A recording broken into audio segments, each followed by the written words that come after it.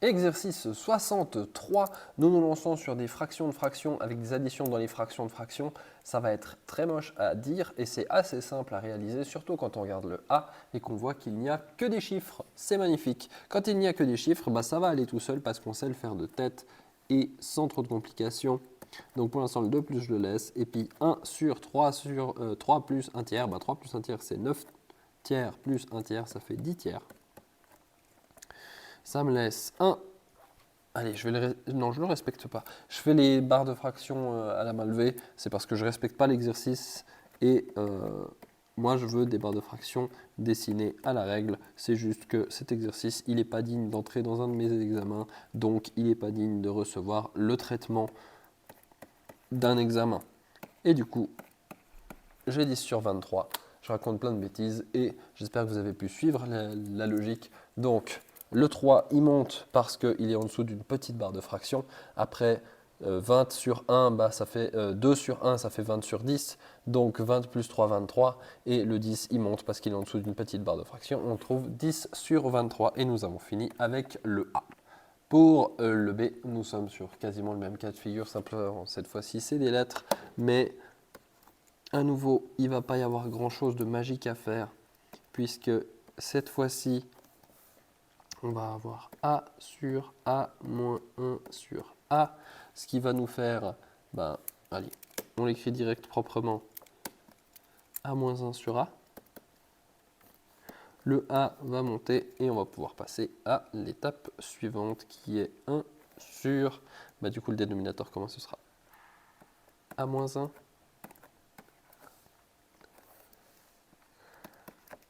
Et hop, je le dis et je le fais faux. Donc, A moins 1 fois A, ça fait A carré moins A, et puis le 1 qui est devenu A ici. Et donc, on a le A moins 1 qui va monter, et on a A moins 1 sur A carré moins 2A. Et si on veut faire ça très joli, ça fait A moins 1 sur A facteur de A moins 2. Et on en a fini avec le B. Passons à la partie C. Cette fois-ci, c'est un tout petit peu plus dur puisqu'on a du dénominateur commun à faire dans le numérateur et dans le dénominateur. Mais pour l'instant, il n'y a pas encore de grosses fractions, de fractions en haut. Il y en a qu'en bas. Donc, pour mettre sur le dénominateur commun, il faut que je fasse fois U. Ça me fait U carré moins 1 sur U. Et en bas, pour l'instant, je ne peux pas tellement m'occuper du U. Et puis, le U ici, je me retrouve avec U carré plus 1 sur U. Maintenant, celui-là, on a pris l'habitude, il monte. Et ça nous laisse U carré moins 1 sur U sur U moins U carré sur U carré plus 1. Je passe au dénominateur commun, le U qui est à gauche. Ce qui me fait U cube plus U sur U carré plus 1. Et là, je ne vais pas avoir beaucoup de choix que de continuer ce développement parce que ça commence à devenir une sacrée bête. Hop là. Ça fait U cube moins U carré plus U. Ah. Je vais pouvoir peut-être mettre en évidence du U, mais je ne vais pas pouvoir utiliser d'autres identités là-dessus, puisqu'on voit bien qu'il n'y a pas de 2, il n'y a pas de 3, je n'ai pas d'identité remarquable. Je monte le dénominateur en bas et je descends le dénominateur en haut, ce qui me donne U carré moins 1 facteur de U carré plus 1, le tout. Facteur de, je vais descendre le U, je vais factoriser le U, U carré moins U plus 1. U carré moins 1 fois U carré plus 1, c'est la troisième identité remarquable. Donc, je peux avoir U puissance 4 moins 1 sur U carré facteur de U carré moins U plus 1. Et je ne peux rien faire de plus là-dessus, mais c'est déjà pas mal du tout. Continuons avec le D. Le D, il est très moche puisqu'on a deux lettres. On a du A partout et du x tout en bas. Donc ça veut dire que le x il va gentiment monter jusque tout en haut et il va nous infecter toute cette magnifique équation. Donc on va regarder ce que ça donne. Je vais découvrir avec vous.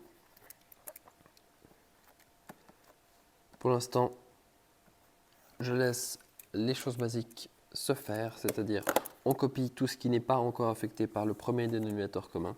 Et après, ça fait a moins x moins a sur a moins x.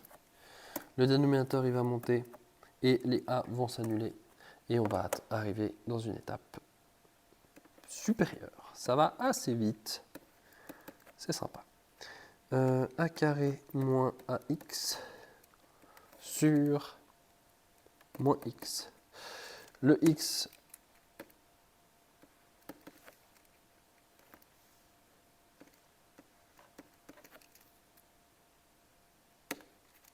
allez, je mets le dénominateur comme un moins x parce que pourquoi pas.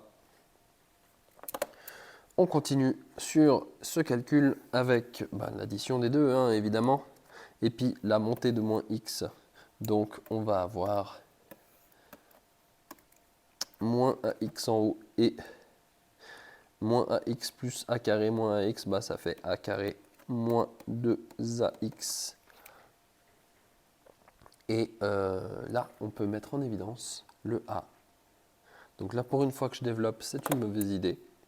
Parce qu'on se retrouve avec moins x facteur de a sur a facteur de a moins 2x. Et bim, boum, il n'y a plus de a. Ce qui me laisse moins x sur a moins 2x. Et avec un peu d'espoir, c'est ce qu'il y a dans la correction. On pourrait aussi mettre le moins devant. Ça fait x sur a moins 2x. Et on peut aussi le mettre en bas, ce qui fait x sur 2x moins a. Et je parie que c'est ce qu'il y a dans la solution. La solution me dit x sur 2x moins a. On a pu enlever le moins. Donc, on préfère ça. C'est cosmétiquement, mathématiquement plus joli. Et comme je vous ai déjà dit 500 fois, la beauté en maths, c'est subjectif et les maths, c'est objectif. Donc, faites comme vous voulez tant que vous arrivez sur la dernière. Continuons avec le E. Le E, un des plus gros défis, c'est de copier l'énoncé puisqu'il y a 4 1, il y a 4 Z. Il ne faut pas se tromper quand on réécrit. Donc une bonne idée, c'est de compter. Une fois qu'on a compté et qu'on a fait ça, la première étape, c'est déjà de réécrire toute la première moitié de cette équation qui ne sert à rien. Parce que pour l'instant, on ne l'utilise pas. Parce que pour l'instant, voilà, jusqu'ici, avec le 1 sur, on n'est pas concerné par la mise en dénominateur commun du bas. En bas, ça me fait z au carré plus 1 sur z. Cette fois-ci, plutôt que d'écrire le sur z, je vais le monter direct. Je vais le mettre là. Et on va pouvoir se lancer dans la suite. 1 sur z plus 1 sur. Du coup, z fois z carré, ça fait z3. Z fois 1, ça fait z. Et z, ça fait z. Sur. Allez, z carré de nouveau, je vais le monter. Z carré plus 1. Maintenant, on continue en mettant au dénominateur commun 1 sur. Du coup, z3 fois z, z4. Z fois z, z2. Z2, z2, 1. Et comme d'habitude, je monte pour m'économiser une petite étape mentale. Ça me fait z cube plus 2z sur z4 facteur 2, plus 3z carré plus 1. En bas, je vois que j'ai un bicarré. J'ai z4 et z2. Je pourrais techniquement les remplacer comme on a fait dans un ancien exercice et les factoriser, mais ce n'est pas nécessaire ici puisqu'on a un plus 1. Donc déjà, on sait qu'on ne va pas pouvoir factoriser en fait puisque ce plus 1 va nous bloquer tout accès. Et donc, on va se contenter de s'arrêter là. Et finalement, le F.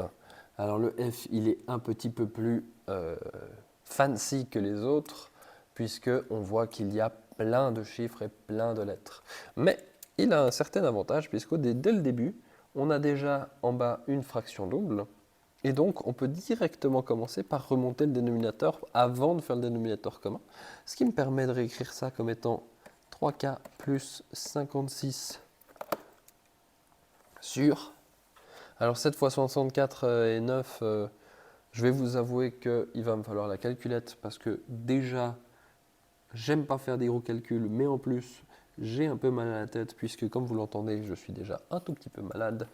Donc, on va se passer de faire des calculs supplémentaires comme ceci. Ça fait 448 avec 7 fois 64 et ça fait 7 fois 9 quand même, 63K carré. Plus, du coup, le 21K qui est x 8, ça fait 168K. Et le 3 fois 21, 63K carré. Tout ça, c'est une grosse division avec 64 moins 9K carré. Et je viens de réaliser que je suis stupide. On recommence donc le F depuis 0. Puisqu'on peut faire ça, hein, on peut faire ça. Allez-y si vous voulez continuer.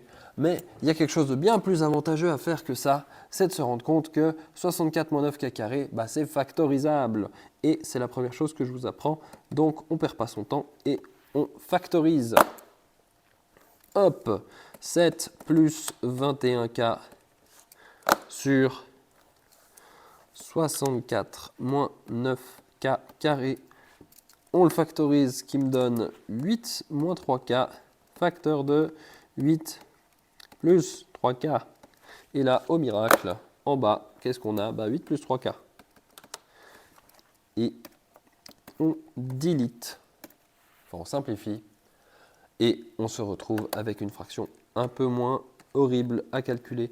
Et du coup, la calculette n'est pas nécessaire. Et donc, vous voyez pourquoi je vous dis que cet examen est faisable sans calculette. C'est pas parce que je suis de mauvaise foi et que je vais utiliser la calculette et pas vous. C'est simplement parce que si vous êtes malin, faire 7 x 8, c'est vachement moins dur que de faire 7 x 64. 7 x 8, du coup, 56. Et 7 x 3K, 21K. Trop facile. La petite barre de fraction est un tout petit peu plus longue que la longue. Hop, voilà. Et on a donc 3K plus 56 sur 56. Et puis 8 moins 3K, je le monte. 8 moins 3K. Mais qu'est-ce qu'on s'en fout de ce 8 moins 3K? Il est facteur. On peut les simplifier. Et on a donc 3K plus 8 moins 3K. Les 3K s'annulent et résultat 8. Donc exercice a priori très complexe avec beaucoup de lettres et si on fait un tout petit peu attention, on peut s'en sortir avec un résultat tout mignon, tout simple, puisqu'on fait les choses dans l'ordre, c'est-à-dire la factorisation avant tout.